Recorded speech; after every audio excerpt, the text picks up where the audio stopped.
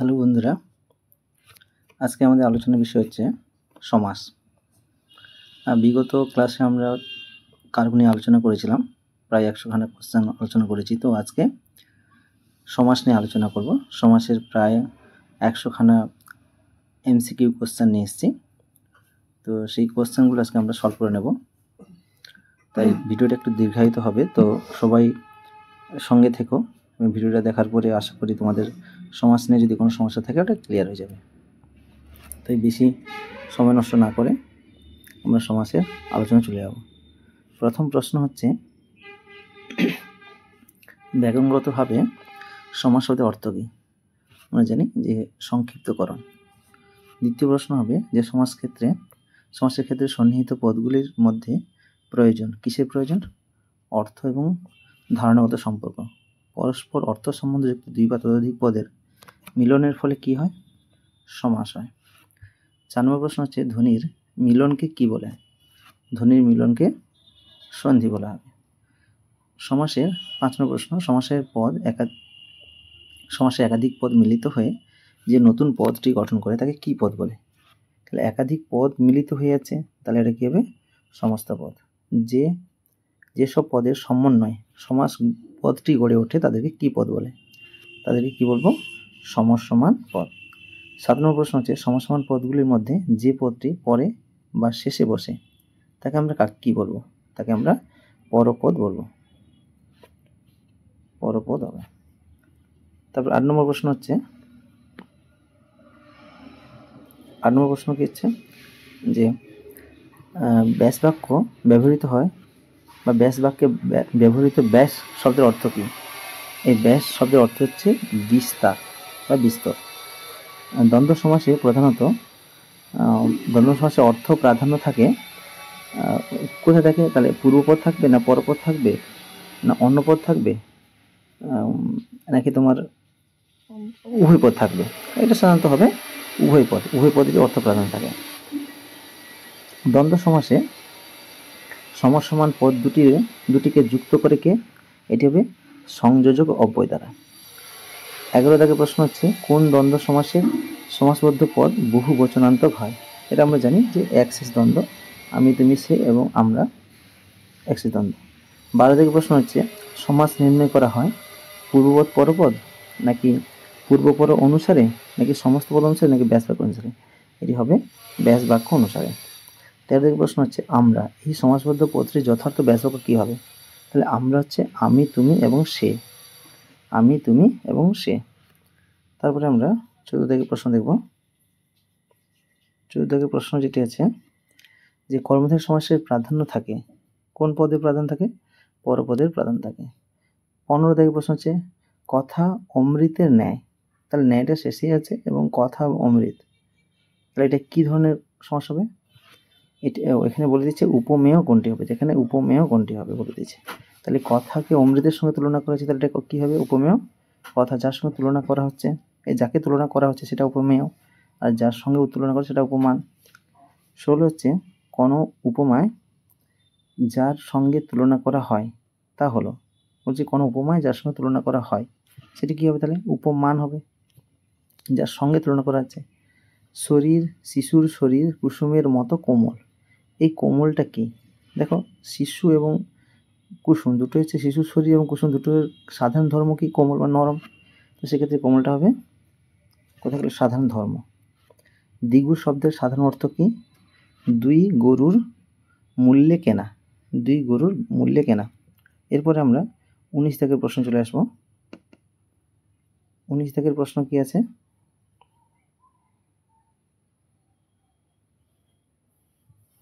19 দাগের প্রশ্ন হচ্ছে যে সাধারণ কর্মধারয় সমাসের ব্যাস বাক্য সচরাচর ব্যবহার করা হয় কি ব্যবহার করা হয়? সাদৃশ্যবাচক হবে না সংযোজক হবে?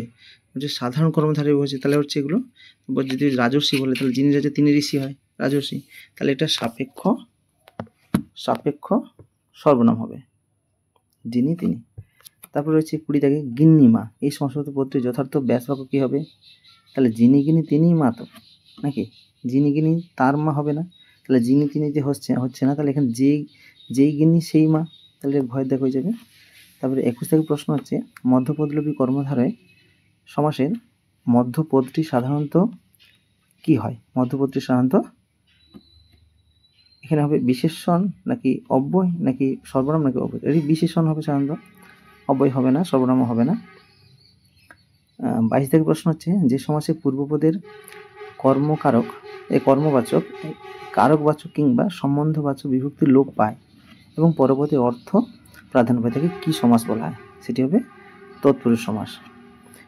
23 থেকে যাকে তুলনা করা হয়, যাকে তুলনা করা হচ্ছে সেটি কি? সেটি আমি একটু বললাম যে উপমেয় হবে। 24 থেকে হচ্ছে কৃত্তিবাস রামায়ণ রচনা করেন। নিম্নলিখিত পদটি, তাহলে কৃত্তিবাস নিচে দাগ আছে, এটা কি হবে? তাহলে কে রামায়ণ রচনা করেন, তাই তো? তাহলে কৃত্তিবাসের নিচে দাগ আছে, এটা এখানে বলেছে কর্মধারয় সমাস, কর্মধারয় কৃত্তিবাস, কৃত্তির বাস হবে যদি হয়, সম্বন্ধ তৎপুরুষ হবে। তাহলে এটা কৃত্তিবাসটা কি করে যায় যে কৃত্তি এটা বহুব্রী করব, কৃত্তিতে বাস যার বা কৃত্তি বাস যার, ওই কৃত্তি অর্থাৎ হচ্ছে বাঘের ছাল যিনি পরিধান করেন তাকে কৃত্তিবাস বলছে। তাহলে এটা বহুব্রী সমাস হচ্ছে, কৃত্তিবাসকে অন্যভাবে বোঝাচ্ছে, তৃতীয় পদ প্রাধান্য পাচ্ছে। 24 দাগের কি আছে? 25 দাগের যে সমাসে সমসমান পদ দুটির উভয় পদই বিশেষ্য ও পরপদের অর্থ প্রাধান্য, দুটো পদ বিশেষ্য হবে এবং উভয় পদের প্রাধান্য পরপদের অর্থ প্রাধান্য হবে। তাহলে এই জানি যে পরপদের প্রাধান্য করলে আমরা সাধারণত দেখবো যে তিনটি কর্মধারয় তৎপুরুষের দিগ্ আছে, তাহলে এখানে দিগ্ দ্বন্দ্বর অব্যয়ভক্ত হবে না, এই দুটো কাটা। তাহলে আমাদের বাকি থাকছে কর্মধারয় তৎপুরুষ। তাহলে এখানে বলছি যে উভয় পদের প্রাধান্য, দুটি উভয় পদ বিশেষ্য পদে, উভয় পদ বিশেষ্য হলে আমরা কি হয়? কর্মধারয় সমাস হয়, কর্মধারয় সমাস হবে। এবার চলে আসছি 26 থেকে প্রশ্ন। 26 প্রশ্ন কি আছে? 26 দাগের প্রশ্ন যে দৃশ্যান্তর কি সমাস হয়? তাহলে আমরা জানি যে শেষে অন্তর এগুলো থাকলে আমরা জানি এটা নিত্য সমাস হবে। 27 দাগে কি আছে? তাহলে দৃষ্টান্ত হবে অন্য দৃশ্য। তারপরে চলে আসি আমরা 27 দাগে বঙ্গে জাত যে বঙ্গজ, এটা তাহলে কি ধরনের সমাস হবে? এই যে শেষে থাকলে আমরা এটা জানি যে উপপদ তৎপুরুষ হয়, উপপদ তৎপুরুষ করে দেবো। এগুলো শর্টকাট একটু নিয়মে ধরতে হবে, নাহলে বিস্তারিত বোঝাতে গেলে অনেকটা টাইম চলে যাবে, সেই কারণে আমরা শর্টকাটে করে নিয়েছি। 28 থেকে প্রশ্ন হচ্ছে তৎপুরুষ সমাসে পূর্বপদের না বা নয় বাচক হলে নয়বাচক অব্যয় পদের সঙ্গে পরপদের বিশেষ্য বা বিশেষণের সমাসকে কি বলবো? তো এটা আমরা নয় আছে মানে নয় বহুব্রী হবে, নয় তৎপুরুষ হবে, কারণ তৎপুরুষ এখানে আছে, নয় তৎপুরুষ হয়ে যাবে। 29 থেকে প্রশ্ন হচ্ছে অর্ধ সমাপ্ত কাজটি শেষ করে কে করে? অর্ধ সমাপ্ত কাজটি শেষ করে। এখানে অর্ধ সমাপ্ত হলো যে সমাসের উদাহরণ। অর্ধ সমাপ্ত মানে কি? নয় সমাপ্ত, পুরোটা হচ্ছে না। এবার সমাপ্ত বলছে যখন আমরা কি করব? অর্ধভাবে সমাপ্ত, এইটা হবে ক্রিয়া। নিমভাবে রাজি, নিম রাজি যদি বলা হয় ঠিক একই, এগুলো হচ্ছে ক্রিয়া বিশেষণ তৎপুরুষ হবে। অর্ধভাবে সমাপ্ত ক্রিয়া বিশেষণ তৎপুরুষ হবে। 30 থেকে প্রশ্ন হচ্ছে বহুব্রী সমাসের সমাসবদ্ধ পদে সর্বদা কি থাকে? আমরা জানি যে তৃতীয় পদের অর্থ দোতনা থাকে, তৃতীয় পদ। 31 থেকে প্রশ্ন কি আছে? যে নয় বহুব্রী সমাসে একটি দৃষ্টান্ত হলো কি হবে?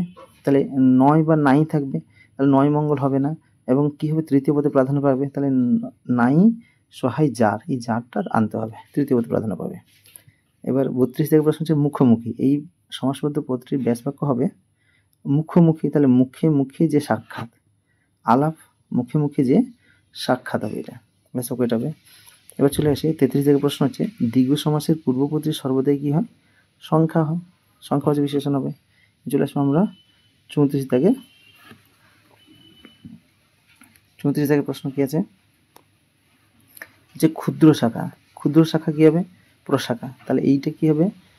এটা কি ধরনের সমাস হবে? এখানে চলে আসে আমার কথা অব্যয়ভাব সমাস হবে। ক্ষুদ্র শাখা প্রশাখা হচ্ছে অব্যয়ভাব সমাস।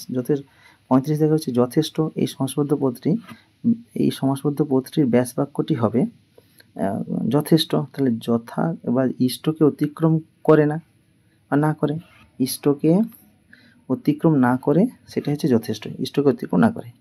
36 থেকে প্রশ্ন হচ্ছে যে নিত্য সমাসের দৃষ্টান্ত হলো, দেখো অন্তর বলেছিলাম, তাহলে এখানে যুগান্তর আছে, যুগ যুগান্তর আছে, তাহলে অন্য যুগ যুগান্তর, এটা হচ্ছে নিত্য সমাস। তারপর হচ্ছে 37 প্রশ্ন হচ্ছে যুদ্ধে স্থির, এই ব্যাস বাক্যটির সমাসবদ্ধ পদ কী হবে? যুধিষ্ঠির হবে, যুদ্ধে যিনি স্থির থাকেন যুধিষ্ঠির। তারপরে কী আছে?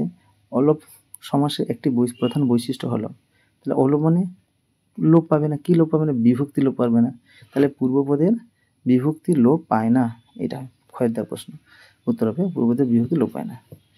39 থেকে প্রশ্ন কী আছে? সব পেয়েছি দেশ, বসে আঁকা প্রতিযোগিতা। তাহলে দেখো এটা অনেকটা বড়, পুরো সম্পূর্ণ বাক্যটা জুড়ে কিন্তু একটা সমাসবদ্ধ পদ হয়েছে। তাহলে এরকম দেখলে আমরা এটাকে চোখ বন্ধ করে কী করবো? বাক্যাংশের সমাস করব। এবার চলে আসি 40 থেকে প্রশ্নে। রাজপথের ব্যাস বাক্য কী হবে? রাজপথের হচ্ছে পথের রাজা, পথের রাজার ব্যাস বাক্য হচ্ছে রাজপথে। 41 থেকে প্রশ্ন হচ্ছে সম্বন্ধ তৎপুরুষ সমাসের ব্যাস বাক্য সাধারণত যে বিভক্তি থাকে, বেশিরভাগ সাধারণত র বা এর বিভক্তি থাকে। 41 থেকে হলো। এবার আমরা 42 থেকে প্রশ্ন চলে যাব। 42 থেকে প্রশ্ন কি আছে?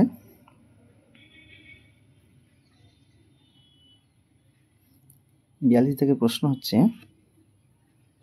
ভিডিওটা ভালো যদি লাগে তাহলে তোমরা সবাই একটু লাইক করে পাশে দেখো। 42 থেকে প্রশ্ন হচ্ছে ক্ষণে ক্ষণে এই সমাসবদ্ধ পদটি সমাসবদ্ধ কি হবে? এটা ক্ষণে হবে প্রতিক্ষণ হবে এখানে কথা। হ্যাঁ, ক্ষণে হচ্ছে প্রতিক্ষণ। 43 থেকে প্রশ্ন হচ্ছে যে সমাসের ব্যাস বাক্য হয় না, তাহলে এটা আমরা চোখ বন্ধ করে বলবো যে নিত্য সমাসের কোনো ব্যাস বাক্য হয় না। 44 থেকে গেছে হাতে খড়ি দেওয়া হয় যে অনুষ্ঠান, তাহলে এটা আমরা বুঝতে পারছি যে হাতে খড়ি দেওয়ার অনুষ্ঠান হচ্ছে কখন হাতে খড়ি দেওয়া হয়, তাহলে এত বড় একটা রয়েছে। এই সমাসের উদাহরণটা কী হবে? এটা হচ্ছে অলপ বহুব্রী হবে। এই গায়ে দেওয়ার যে অনুষ্ঠান, গায়ে হলুদ যেটা বলা হয়, এটা হাতে খড়ি দেওয়ার অনুষ্ঠান, এই সমস্ত এগুলো অনুষ্ঠান এগুলো বোঝালে এবং অনেক বড়টা বোঝালে আমরা অলপ বহুব্রীতে চলে যাবো। তারপর হচ্ছে দুর্ভিক্ষ, এর ব্যাস বাক্য কী হবে? তাহলে ভিক্ষার অভাব, তাই তো দুর্ভিক্ষ, অব্যয়ভাব সমাস, এটা ভিক্ষার অভাব। লেখালেখি ব্যাস বাক্য ও সমাস কী হবে? লেখালেখি, তাহলে লিখে যে কাজ, যদি আমরা করি লিখে যে কাজ, এটা বহুব্রী সমাস হবে। লেখালেখি সমাহার হবে না, এটা হবে না, ঠিক আছে। লিখে যে কাজ, তাই বহুব্রী সমাস হবে। তারপরে 47 থেকে কী হবে? চরণ পল্লবের ন্যায়, চরণ পল্লব, তাহলে এখানে দেখো চরণ আর পল্লব কী হয়েছে? আর ন্যায়টা পড়ে আছে, তাহলে এটা কী ধরনের সমাস হবে? দেখো চরণ পল্লবের ন্যায় কি কমল না কিছু, এটা সাধারণ ধর্মের উল্লেখ নেই, তাহলে সাধারণ ধর্মের উল্লেখ না থাকলে কি হয়? এটা হচ্ছে উপমান কর্মধারয় সমাস হবে, উপমান কর্মধারয় সমাস হবে। তারপর গেছে 48 থেকে হচ্ছে মিঠে কড়া, শব্দটি ব্যাস বাক্য কী হবে? মিঠে অথচ কড়া, মিঠে অথচ কড়া হবে। 49 থেকে প্রশ্ন কী আছে? উপমান কর্মধারয় সমাসের ব্যাস বাক্যের শেষাংশে থাকে, উপমান কর্মধারয় সমাস বলেছে, উপমানের শেষে কী থাকবে? আমরা একটু আগে করলাম যে এখানে ন্যায় ছিল, তাহলে এখানে কি থাকবে? এই ন্যায়টা কি? তাহলে উপমান কর্মধারয় সমাসের শেষাংশে থাকবে বিশেষণ পদ থাকবে। কোথায় গেল? হ্যাঁ, বিশেষণ পদ থাকছে, যে চরণ পল্লবের ন্যায়। তা এরপর চলে আসি বিশেষণ পদ। তাহলে 50 দাগের প্রশ্নটা আমরা চলে আসি। 50 দাগের প্রশ্ন, 50 দাগের প্রশ্ন হচ্ছে যে উপমান কর্মধারয়ের পূর্বপদটি হবে। উপমান কর্মধারয় যদি বলে তাহলে এটা বিশেষ্য হবে, যদি পরেটা বিশেষণ থাকে তাহলে পূর্বটা কি বিশেষ্য হবে। এবার চলে আসি, আর উপমিত কর্মধারয় সমাস হবে, দুটোই বিশেষ্য পদ থাকবে, এখানে একটা বিশেষ্য একটা বিশেষণ থাকবে।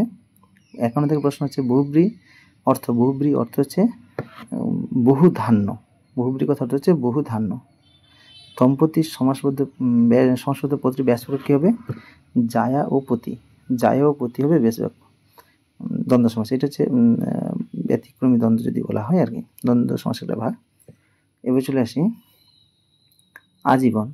আজীবন শব্দটি কোন সমাসের দৃষ্টান্ত? তাহলে আজীবন কথা কোন সমাস বলেছে, তাহলে একে ব্যাস বাক্য কী হবে? জীবন পর্যন্ত, তাহলে এটা কী হবে? তৎপুরুষ সমাস চলে আসবো। তারপর চলে আসে কি জীবন পর্যন্ত, মানে ওই কণ্ঠা পর্যন্ত, জীবন পর্যন্ত, এগুলো ব্যক্তি তৎপুরুষ হয়ে যায় আর কি। 54 হচ্ছে কি উপবোধ শব্দের অর্থ হলো, উপবোধ কথা অর্থ হচ্ছে স্বামীপ্রবর্তী, উপবোধ কথা অর্থ হচ্ছে সংখ্যা হবে না, সমর্থ হবে না, স্বামীপ্রবর্তী। 55 দাগের প্রশ্ন হচ্ছে যে ইসাবের সঙ্গে কুস্তি লড়তে তো একেবারে গড় রাজি, এই যে গড় রাজি, নিম রাজি, গড় রাজি, এগুলো কী ধরনের সমাস? এগুলো হচ্ছে নয়, এগুলো নয় তৎপুরুষ হবে, নয় তৎপুরুষ। গররাজি মানে নয় রাজি, গররাজি। এবার চলে এসেছি 56 থেকে প্রশ্ন, যে কবিদের রাজা, কবিদের রাজা কথাটি ব্যাস সমাসপদ পদ কি হবে? রাজকবি হবে নাকি? হ্যাঁ, রাজকবি হবে। এখানে কবিরাজ হবে না, কবিরাজ হবে না, সহকবি হবে না, রাজকবি হবে। 57 থেকে প্রশ্ন হচ্ছে, ফেলাইয়া ফেলাইয়া কনক বলয় দূরে, নিম্নলিখিত পদটি যে সমাসের দৃষ্টান্ত। বলেছে কনক বলয়, তাহলে কনক নির্মিত বলয় বা কনকের বলয় করা যেতে পারে। কনকের বলয় করলে আমরা এটা তৎপুরুষ সমাস করব, আর না হলে কনক নির্মিত বলয় করলে এটি হবে মধ্যপদলোপী কর্মধারয়। এখানে দুটো হবে, যে কনক বলয়, কনক নির্মিত বলয়, আর এটা কনক, দুটোই উত্তর হবে, যেটা লিখলে উত্তর কোনো ভুল নয়। এবার শুধু 58 তারিখে আমি চলে যাবো। 58 দাগের প্রশ্ন আছে, যে উপমান ও উপমেয়ের মধ্যে অভেদ কল্পনা যে সমাসের বৈশিষ্ট্য। এটা আমরা চোখ বন্ধ করে বলে দিতে পারবো যে এটা রূপক কর্মধারয়। এবার চলে আসি, অথবা উপমেয় উপমানের উপমান ও উপমেয়র পদের অভেদ কল্পনা করে যে সমাস, সেটাও হচ্ছে রূপক কর্মধারয়। 59 দাগের প্রশ্ন হচ্ছে, সে সে 3 ফরাসি শব্দ, এটা বলেছে 73, সে তার যার, তাহলে সে তার যার, এটা হচ্ছে কি? সে তার। এটি কি ধরনের সমাসের দৃষ্টান্ত বলেছে? এটি 3 তারের সমাহার বলেছে, যেহেতু 3 তারের সমাহার আমরা কি করব? সংখ্যা বহুব্রী করব। এখানে যেহেতু যার বলেছে, তাই এটা আমরা সংখ্যা বহুব্রী করব। তারপর চলে আসি 60, যে কর্মধারয় সমাসে সাধারণ ধর্ম থাকে না, তার সাধারণ ধর্ম থাকছে না, তাহলে কি হচ্ছে? উপমেয় উপমান বা উপমেয় আর উপমিত দুটো থাকছে, উপমান থাকছে। তাহলে আমরা জানি সাধারণ ধর্ম না থাকা মানে এটা কি ধরনের সমাস? এটা হচ্ছে উপমিত কর্মধারয় সমাস। 60 কি হবে তাহলে? জ্ঞান বৃক্ষ সমাসটি বা শব্দটির ব্যাস বাক্য কি হবে? জ্ঞান বৃক্ষ, তাহলে জ্ঞান রূপ বৃক্ষ, তাই তো জ্ঞান বৃক্ষ, জ্ঞান রূপ বৃক্ষ। এবার 62 থেকে প্রশ্ন হচ্ছে, রূপক কর্মধারয় সমাসে একটি উদাহরণ হলো রূপক কর্মধারয় সমাস। যে মন মাঝি, চোখ বন্ধ করে বলে দেব, মনরূপ মাঝি। উপপদের সঙ্গে কৃদন্ত পদের সমাস হয়, উপপদের সঙ্গে কৃদন্ত পদের সমাস হয় কোন সমাসে? তাহলে উপপদ তৎপুরুষ সমাস হবে। উপপদের সঙ্গে কৃদন্ত পদের সমাস হলে উপপদ তৎপুরুষ সমাস। 64 থেকে প্রশ্ন হচ্ছে, অর্থ সম্পর্কে পাওয়া বাক্যাংশকে সমাসের পরিভাষায় বলে। অর্থ সম্পর্কে পাওয়া বলেছে, তাহলে অর্থ সম্পর্ক কি হবে? তাহলে ব্যাস বাক্য হবে, কারণ বাক্যই একমাত্র সমাসবদ্ধ পদের কি হচ্ছে? অর্থকে বিশ্লিষ্ট করছে, তাই এটি হচ্ছে ব্যাস বাক্য হবে। এবার চলে আসি আমরা 64 দাগের প্রশ্ন। 65 দাগের প্রশ্ন। 65 দাগের প্রশ্ন কি আছে? যে অব্যয়ভাব সমাসে কোন পদ প্রধান? অব্যয় সমাস পদে আমরা জানি যে পূর্বপদ প্রধান হয়। এরপরে আমরা 65 দাগের প্রশ্নে চলে আসবো। 65 নম্বরে চলে আসবো।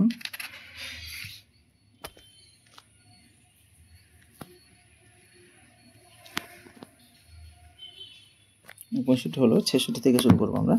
66 দাগের প্রশ্ন হচ্ছে, যে প্রথম প্রশ্ন হচ্ছে বিনা পানি। প্রথম প্রশ্ন হচ্ছে,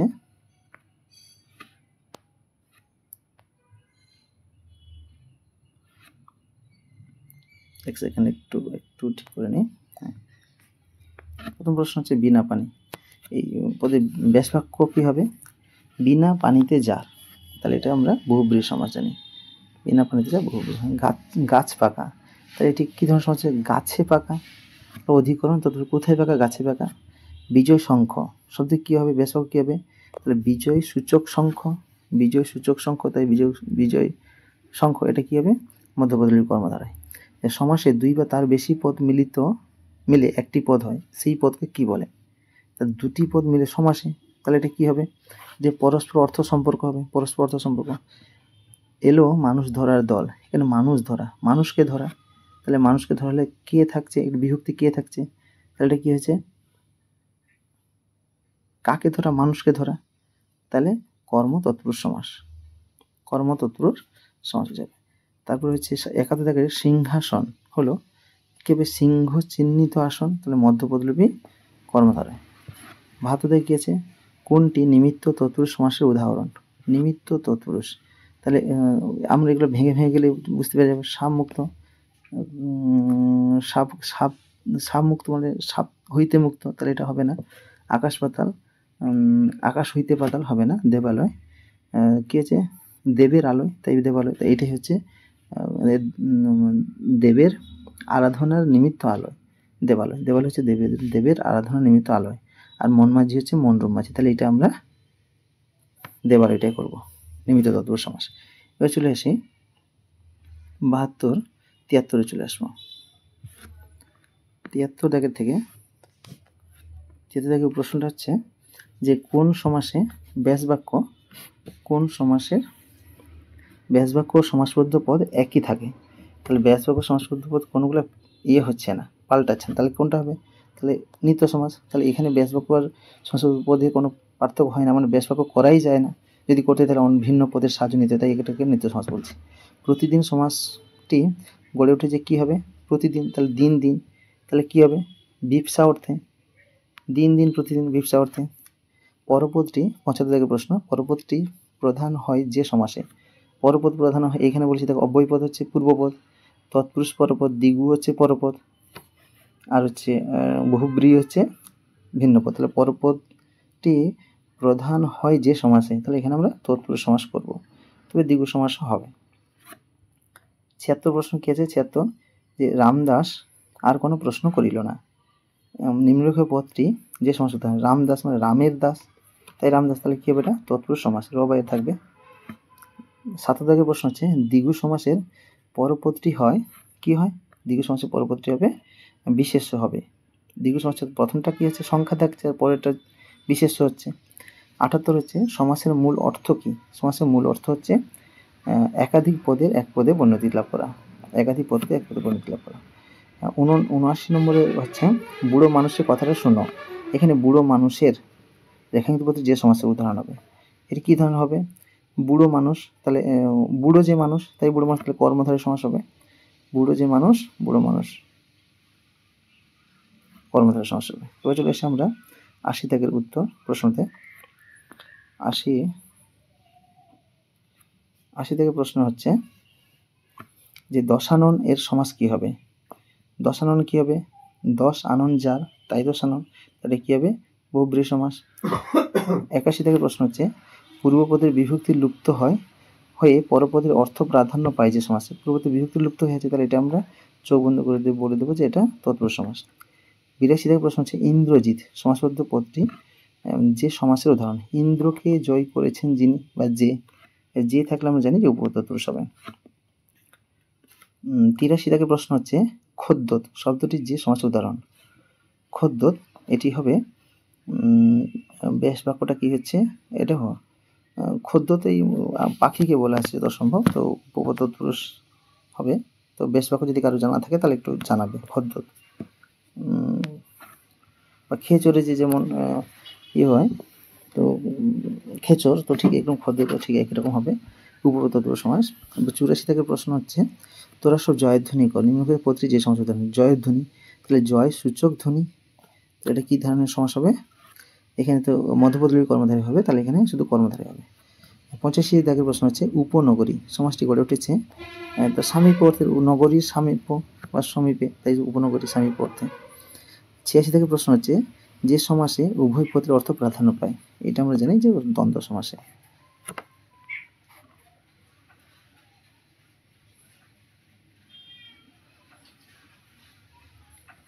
যে সমাসে উভয় পদের অর্থ প্রাধান্য, ঠিক আছে, দ্বন্দ্ব।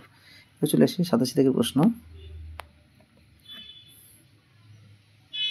87 দাগের প্রশ্ন কি আছে? কোন সমাসে পূর্বপদ ও পরপদ উভয়ই বিশেষ্য হয়? তাহলে পূর্বপদ পরপদ দুটোই বিশেষ্য হচ্ছে, তাহলে কি উপমিত নাকি উপমান, নাকি এখানে আমরা চোখ বন্ধ করে করব উপমিত কর্মধারয়, উপমিত, কারণ সেখানে দুটো বিশেষ্য বলেছিলেন, প্রথমেই বলে দিয়েছিলাম। এবার চলে আসি আমরা 87 পুরো শেষের অন্তিম পর্যায়ে চলে এসেছি, আর বেশি নেই।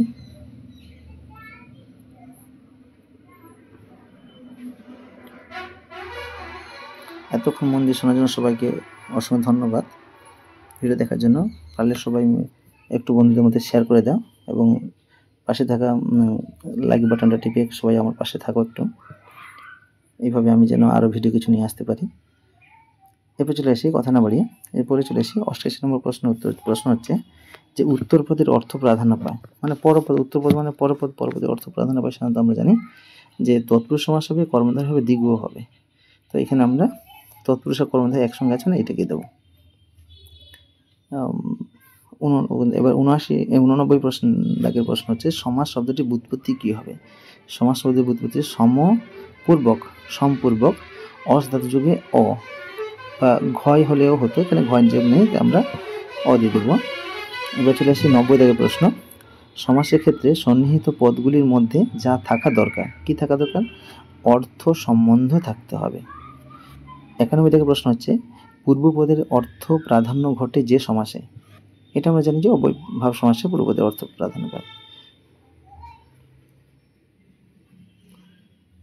তারপরে কি আছে